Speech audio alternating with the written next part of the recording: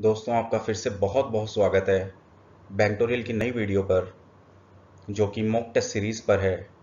और आज हम 9th पार्ट से स्टार्ट कर रहे हैं। तो without any delay we will come to the questions. Today's first question is,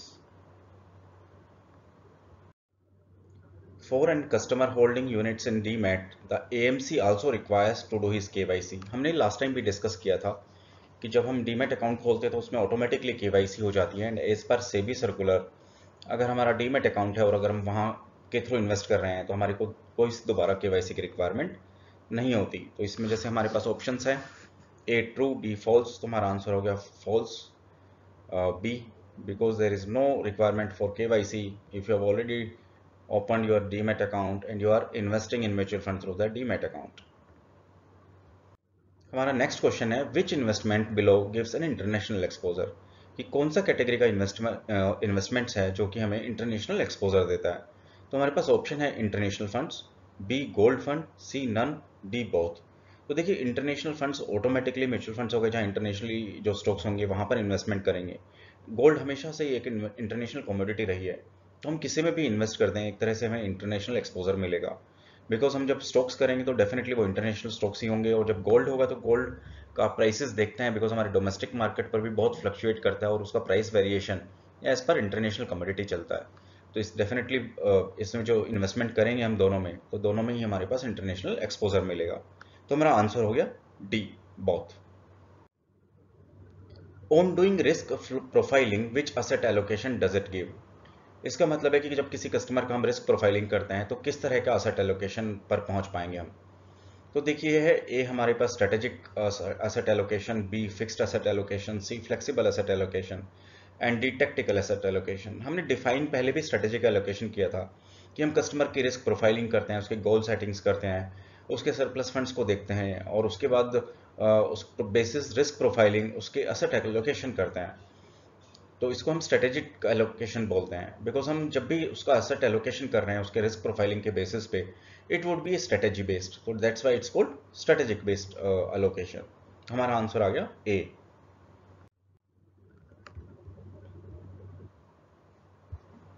अब हमारे पास नेक्स्ट क्वेश्चन है, what is the DDT for an individual in liquid fund. Answers के ऑप्शंस हैं हमारे पास 0.25, बी 0.2, 0.13 एंड 0.1। अभी आपको पता ही है कि डीडीटी है, that is now this new tax as per new income tax rules, tax is paid in the investors as per his income tax slab.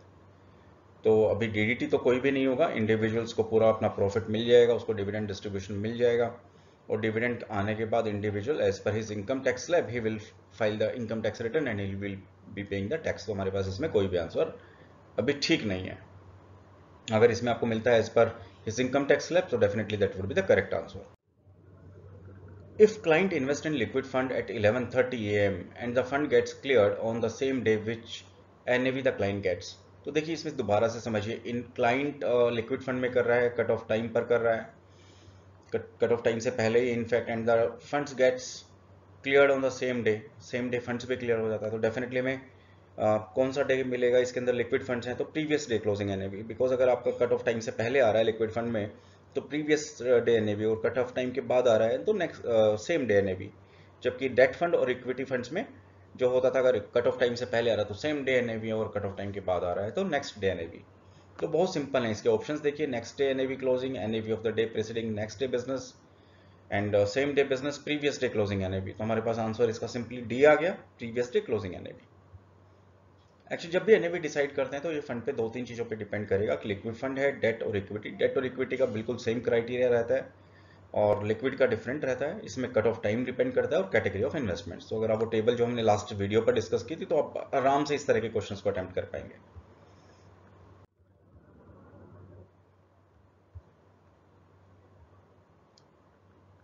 देखिए, अब हमारे पास नेक्स्ट क्वेश्चन है,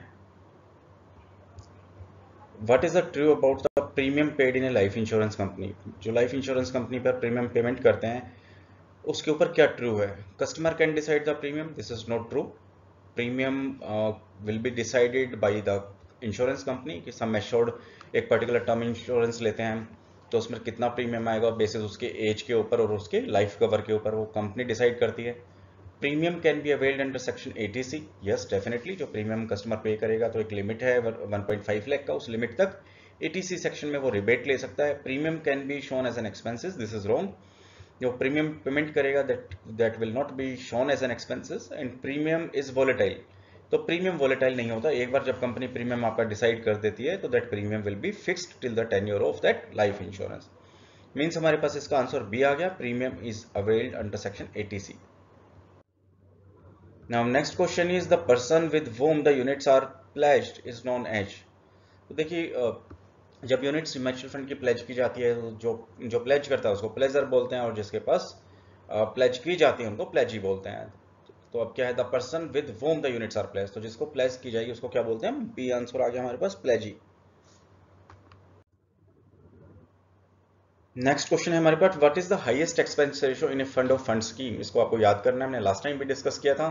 ऑप्शन है हमारे पास 2.25, बी ऑप्शन हमारे पास 1.75, सी ऑप्शन 0.75, डी 1.5। तो answer is सी 0.75। अगर हमारे पास कोई स्कीम है फंड ऑफ फंड स्कीम तो उसमें जो हाईएस्ट एक्सपेंस रेशियो होगा दैट वुड बी 0.75।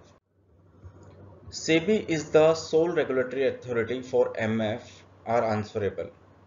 तो हमारे पास ऑप्शन है ट्रू और फॉल्स। तो आंसर इज ए, बिकॉज हमें पता है SEBI stock exchange board of India is sole regulatory authority for mutual funds and stocks. Now next question is how is company fixed deposit compare to the bank deposit. Company का जो fixed deposit होता है bank से कैसे उसको compare करते हैं। Now option A low risk, highly volatile, less safe, lower return. तो देखिए जब भी कंपनी का फिक्स्ड डिपॉजिट होता है तो डेफिनेटली लेस सेफ होता है as compare to fixed deposit, because banks बहुत टाइटली रेगुलेटेड होते हैं बट कॉर्पोरेट्स इतना टाइटली रेगुलेटेड नहीं होते। तो डेफिनेटली कंपनीज के जो फिक्स्ड डिपॉजिट होते हैं वो रिस्की हो जाते हैं। तो इसमें हमारे पास आंसर आ गया लेस सेफ। तो answer is C. Within how many days the dividend warrants to be dispatched on declaration. तो इसका मतलब क्या हुआ कि कोई म्यूचुअल फंड्स है और उसमें इन्वेस्टर्स ने डिविडेंड ऑप्शन लिया है, तो डिविडेंड वारंट्स का मतलब हुआ कि जब कस्टमर्स को डिविडेंड पेमेंट करना हुआ, तो आज की डेट में दो तरह से मेथड होते हैं, या तो हम कस्टमर के अकाउंट में डायरेक्ट क्रेडिट कर दें या कस्टमर को वो डिविडेंड का चेक्स बना के भेज दें, जिसको हम डिविडेंड वारंट्स बोलते हैं। तो वो कितने दिनों में डिस्पैच हो जाना चाहिए, तो हमारे पास ऑप्शन है 15 डेज, 7 डेज, 10 डेज, 30 डेज। तो इसमें इसका आंसर है 30 डेज। तो जब भी डिविडेंड डिक्लेयर होता है तो जो डिविडेंड वारंट्स हैं वो विद इन डिक्लेरेशन डेट के 30 डेज के अंदर डिस्पैच कर दी जाने चाहिए। Distributor needs different ARN for each AMC। हमने ये भी पढ़ा था कि डिस्ट्रीब्यूटर को जब ARN मिलता है तो ARN जो उसको अलॉट होता है उसको अलॉट होता है एमफी से। एमफी सभी म्यूचुअल फंड्स का, और हमने पढ़ा था association of mutual funds in India है। तो जब अगर आपने कोई म्यूचुअल फंड हाउस ने उसने अगर एमफी को से रजिस्टर किया और उसको ARN नंबर मिल गया तो that will be common with for every AMC। तो फिर वो डिस्ट्रीब्यूटर किसी का भी बिजनेस कर सकता है, किसी भी म्यूचुअल फंड का बिजनेस कर सकता है और उसका वो ARN नंबर सेम रहेगा, तो उसको डिफरेंट ARN नंबर का रिक्वायरमेंट नहीं पड़ेगा। तो हमारे पास option A true and B false. तो हमारे पास इसका आंसर आ गया B false. What does it mean कि डिस्ट्रीब्यूटर को जब एमफी से अपना बिजनेस कोड लेना पड़ेगा जिसको हम ARN नंबर बोलते हैं, तो वो ARN नंबर एक ही रहेगा उसके लिए, सभी AMCs के लिए, सभी म्यूचुअल फंड्स हाउसेस के लिए। एक conservative investors need to be advise to invest in. जो कंजर्वेटिव इन्वेस्टर है उसको कहां पर हम एडवाइस करेंगे इन्वेस्ट करने के लिए। तो ऑप्शन है A gilt fund, B liquid fund, C high yield bond fund and D short term plan. तो देखिए गिल्ट फंड गवर्नमेंट सिक्योरिटीज है, ये तो बिल्कुल सेफ ही होता है डेफिनेटली बिकॉज सॉवरेन गारंटी होती है। देन बी लिक्विड फंड, ये शॉर्ट टर्म फंड्स होते हैं वो कि अगेन सेफेस्ट कैटेगरी में आते हैं। जब भी हम हाई यील्ड बॉन्ड फंड की बात करते हैं तो ऐसे बॉन्ड फंड जिनकी यील्ड बहुत हाई है तो वो बहुत रिस्की फंड में इन्वेस्ट होता है, बिकॉज हमें पता है कि these yields are inversely proportional to the safety. तो अगर हम हाई यील्ड बॉन्ड तो मतलब उसको जंक बॉन्ड्स में जाना पड़ेगा जिसकी बहुत बहुत ज्यादा हाई रिस्क होगा, because high risk high returns, low risk low returns. तो इसके अंदर अगर कंजर्वेटिव इन्वेस्टर्स है तो उसको हम हाई यील्ड बॉन्ड फंड में तो एडवाइस कर ही नहीं सकते बिकॉज इसके लिए फिर वो हाई रिस्क हो जाएगा। Then short term plan are all again debt funds की जो होती है, कंजर्वेटिव फंड्स की होती है, वो सेफ होती है, तो हमें हाई यील्ड बॉन्ड फंड में नहीं इन्वेस्ट कराना उसको। तो हमारे पास आंसर आ गया सी।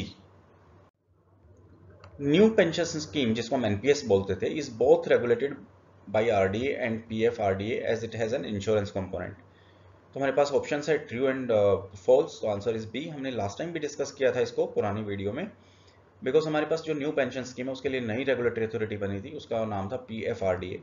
आप इसको एक्सप्लेनेशन यहाँ से पढ़ सकते हैं। The pension fund regulatory and development authority PFRDA was passed on 19 September 2013 and the same was notified on 1st February 2014। तो PFRDA रेगुलेट करती है सभी एनपीएस स्कीम्स को prescribed subscribed by employees of government of India, state government and employees of private institution and government organisation and unorganise sector. तो कोई भी इसमें invest कर सकता है, तो इसके लिए अलग से रेगुलेटरी अथॉरिटी बनी थी जिसको हम बोलते हैं PFRDA.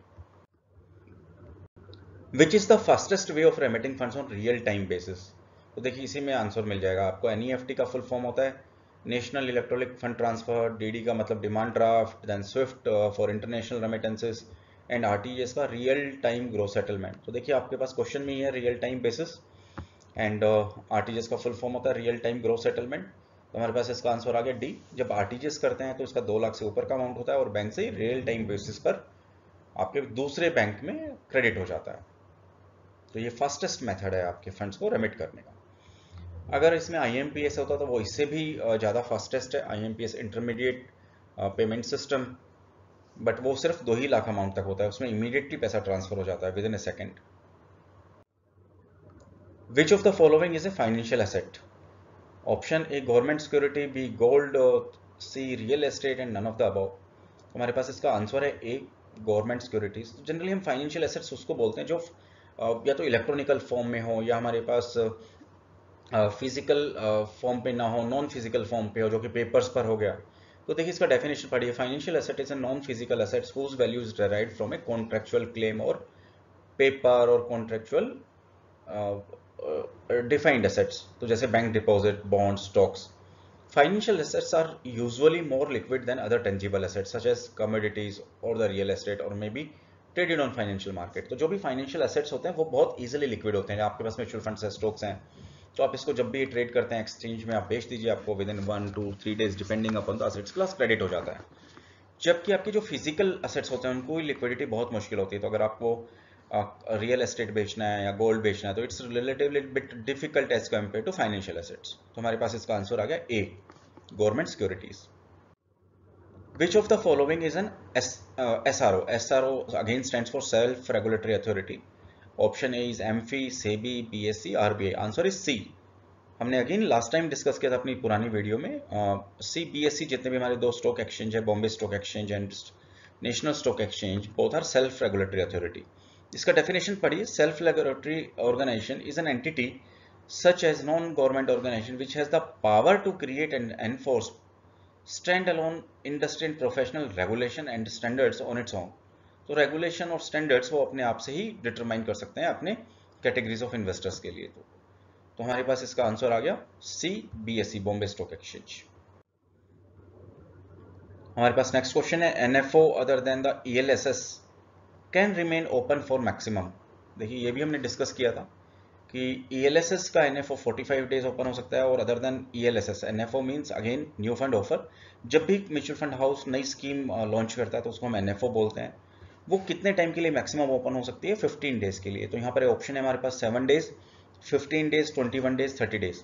Answer is B means 15 days. तो ये पहले 45 डेज था तो अब reduced for to 15 days from 45 days other than the ELSS. तो ELSS still can open for 45 days when new fund offer is launched, but other than ELSS it's only for 15 days. In NFO the account statement is to be dispatched within the how many days the date of closure of NFO। तो NFO हमारी मतलब कहने का mutual fund ने नई scheme launch की, उसको हमने न्यू फंड ऑफर बुलाया, एक वो पर्टिकुलर डेट को क्लोज हो गया, तो जो इन्वेस्टमेंट का स्टेटमेंट है वो कितने दिन में डिस्पैच कर देना चाहिए? Option is 5 day, 15 days, 20 days, 30 days. तो हमारे पास इसका आंसर है ए 5 डेज के अंदर हमारे पास अकाउंट स्टेटमेंट एएमसी को डिस्पैच कर देना चाहिए after closing date of NFO. Companies issuing short term debt is called CD commercial deposit, corporate deposit, B treasury bill, C debenture and D CP commercial paper. तो देखिए हमारे पास इसका answer आएगा डी डी मीन्स हो गया हमारे पास commercial papers. इसको देखिए डेफिनेशंस पढ़ते हैं हम। Securities issued by the government are called government securities और जीसेक और गिल्ट, ये भी हम डिस्कस कर चुके हैं। Treasury bills are short term debt instruments issued by the Reserve Bank of India on the behalf of government. Treasury bill जब भी बात करते हैं तो treasury Reserve Bank of India के थ्रू होता है। सीडी जिसको हम सर्टिफिकेट ऑफ डिपॉजिट बोलते हैं वो बैंक से इशू करता है फॉर 7 days to 1 year और financial institution 1 to 3 years। Commercial paper are short term securities issued by the companies up to 1 year. Bonds and debenture are generally issued for the tenures beyond a year. And government and public sector companies tends to issue bonds while the private sector companies issues debenture. तो हमारे पास इसका answer आ गया commercial paper CP. देखिए with in A category one can decide on the investment based on the Sharpe ratio, true और false. True. देखिए category of investments अगर हमने डिस्कस कर लिया कि कैटेगरी ऑफ स्कीम्स, तो जब उसमें इन्वेस्टमेंट करेंगे तो शार्प रेशो का क्या मतलब होता है? Sharpe ratio measures the performance of an investments compare to a risk free assets. तो उसका परफॉर्मेंस शार्प रेशो क्या होता है? उसकी परफॉर्मेंस मेजर करता है as compare to the risk free assets after adjusting to its risk. तो उसके बेसिस पर हम डिसाइड कर सकते हैं। तो हमारे पास आंसर आ गया ए ट्रू। अब हमारा विच of the following exempt from DDT, dividend distribution tax? A equity oriented fund, liquid fund, income fund, guilt fund. तो आंसर है हमारे पास इसका कोई भी नहीं है, बिकॉज अभी डिविडेंड चेंजेस किए गए इसलिए हमें मेरा आंसर ठीक नहीं आ रहा है। Dividends are now taxed in the hands of investor. तो आपके पास अगर ये ऑप्शन आता है तो आपके पास ऑप्शन चेंज होके आएगा। Then the arbitrage funds are taxed like debt funds. True or false? Answer is D, false. Why? Because हमने पढ़ा था arbitrage funds क्या होते हैं, वो इक्विटी शेयर्स को ही ट्रेड करने को arbitrage funds बोलते हैं। बट arbitrage funds में वो क्या करते हैं, जनरली दो तरह के मार्केट्स होते हैं, कैश एंड डेरिवेटिव। तो वहां पर हमेशा दोनों जो मार्केट्स होते हैं उसमें प्राइस डिफरेंशियल को एनकैश करता है। तो मान लीजिए एक फंड मैनेजर है, उसने ऑटोमेटिकली एक कैश मार्केट में सेल कर दिया और फ्यूचर एंड ऑप्शन जिसको डेरिवेटिव वहां पर उसको बाय कर लिया बिकॉज ऑफ प्राइस डिफरेंशियल। तो यही प्राइस डिफरेंशियल जब हम बात करते हैं तो ये आर्बिट्राज फंड्स के अंदर जब इन्वेस्टमेंट्स होता है तो हम इसको इक्विटी इन्वेस्टमेंट्स ट्रीट करते हैं, ना कि इसको हम डेट फंड्स ट्रीट करते हैं। हमारे पास नेक्स्ट क्वेश्चन है विच of the below is not in the transition phase. Transition phase क्या होता है? Sudden change of status. जैसे मान लीजिए अगर हम इसकी पहले हम इसको आंसर देख लेते हैं। Buying a house, providing for daughter marriage, shifting of job for higher income and providing for foreign study for a son. हमारे पास आंसर है इसका C, shifting for the job for higher income. Now transition phases financial goals are in the horizon, that is house to be purchase, children higher education, marriage approaching etcetera. Given the impending requirement of the funds, investors tends to increase the proportion of their portfolio in liquid assets. तो basis होता क्या है कि जब भी transition phase एक तरह से बहुत बड़ा आउटगो एक्सपेक्टेड होता है, जिसकी वजह से हम लिक्विडिटी अपने पास रखते हैं और पोर्टफोलियो जब हम रखते हैं तो इस तरह के पोर्टफोलियो बनाते हैं जहां से हम वो फंड्स और अपने एसेट्स क्लास को कभी भी विड्रॉ कर पाए to meet the urgent requirements of higher funds. Guys आज की वीडियो में हम यहीं तक कवर करेंगे। Again we will keep on coming with the new videos on the same series of mock test. आप इनको देखते रहिए डेफिनेटली। अगर आप इनको केयरफुली देखेंगे तो आप इसको क्लियर कर पाएंगे एग्जाम को। तो again from my side thank you very much for watching these videos. But मेरी प्लीज रिक्वेस्ट है, अगर आप वीडियोस देख रहे हैं, लाइक कर रहे हैं और आपको ये हेल्प कर रहे हैं तो डेफिनेटली प्लीज मेरी रिक्वेस्ट है फिर से सब्सक्राइब करना मत भूलिएगा। Thank you very much and have a nice day.